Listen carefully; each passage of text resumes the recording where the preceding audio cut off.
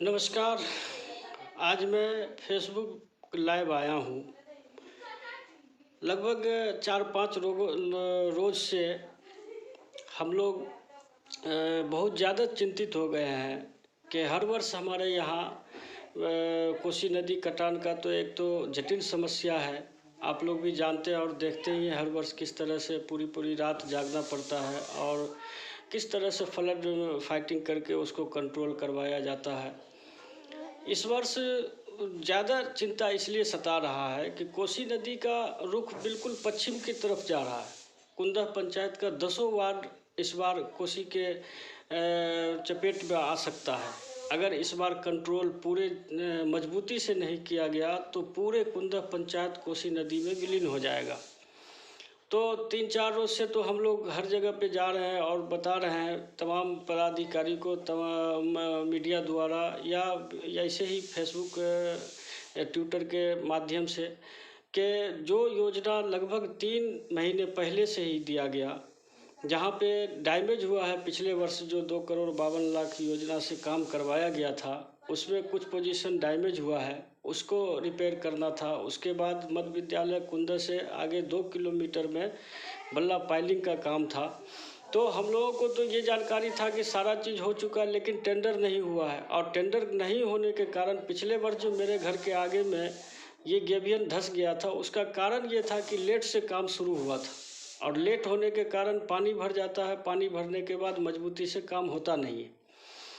तो खास करके अभी जो पोजीशन बना हुआ है जहाँ पे उप स्वास्थ्य केंद्र है और वहीं से एक पक्की सड़क मात्र है जो हम लोगों का गांव तक जुड़ा हुआ है, और वो सीधा नदी का जो रुख बन रहा है वो पश्चिम, अगर हमारे घर से उत्तर की तरफ अगर काम नहीं हुआ तो हमारा जो पश्चिम मोहल्ला है, पश्चिम टोला है, उसमें 2 वार्ड है, एक कोरगांव है, कोरा टोला है, यादव कोरा टोला है। उसके बाद जो हॉस्पिटल के पास से रुख बना है उसमें बलिया सिमर और ये परानपुर सड्डिया, ये सब चपेटे में आ जाएगा।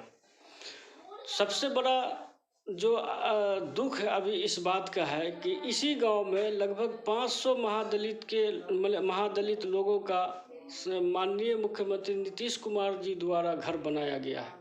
सरकार जमीन खरीद करके इन महादलितों का घर बनाया है। अब अंदाज़ा लगाइए कि महादलित ये लोग कहाँ जाएंगे। दूसरा है कि कोसी के इस गांव में जो भी ज़मीन वाले भी लोग हैं उन लोगों का भी तो कोसी नदी में ज़मीन कट गया है, और जो डी सब है जिस पे घर बना हुआ है, अगर ये भी कट जाए तो फिर इसका क्या हाल होगा। एक तो ज़्यादातर लोग बलिया सिमर जो हमारा ये पंचायत का वार्ड सब बचा हुआ है, इसमें ज़्यादातर 75% पक्की मकान लोगों का बना हुआ है, चाहे वो इंदिरा आवास के जरिए हो, जैसे भी हो लोगों ने बनाया है। और एक तो ये जो मेरा कुंदा है ये 5 बार खुद विस्थापित पहले भी हो चुका है। 2014 में मैं लोकसभा चुनाव लड़ा था केजरीवाल जी के पार्टी से। उसके बाद काउंटिंग हॉल में ही था मैं कि मेरा घर कट गया था, पहले जो इसके आगे में था। उसके बाद फिर मैं ये घर बनाया। फिर 14 में मैं काफ़ी भाग दौड़ किया तो माननीय मुख्यमंत्री द्वारा फिर से यहाँ पे बांस पल्ला पाइलिंग या जैसे भी बचाया जाता है, पिछले वर्ष भी योजना करके बचाया गया। इस वर्ष का रुख बहुत ख़राब है। पूरे नेपाल से लेकर कुर्सेला तक में जो हालात नदी का इस गांव की तरफ हुआ है, हमको लगता है कि अगर इस वर्ष ढंग से मजबूती से नहीं ध्यान दिया गया तो पूरे पंचायत कोसी नदी में विलीन हो जाएगा। इसमें कोई दो राय नहीं है। कुछ फ्लड के टाइम में काम नहीं कर पाएगा।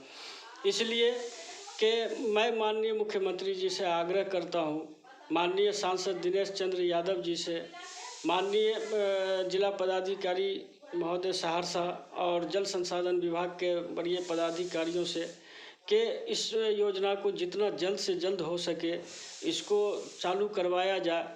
नहीं तो ये काम होगा लेकिन मजबूती से नहीं होने के कारण फिर फ्लड के टाइम में ये सब डैमेज पोजीशन बनेगा और नदी में कटान लगेगा। इसमें अभी जो हालात बना है उस वस्तु स्थिति को देखते हुए इस योजना को जल्द से जल्द सरजमीन पर लागू करवाया जाए। इसके लिए मैं सारे लोग चिंतित हैं कि और वर्षों में तो नदी का रुख बिल्कुल उत्तर और दक्षिण की ओर था, लेकिन अब ये सीधी पश्चिम और दक्षिण की तरफ भाग रहा है।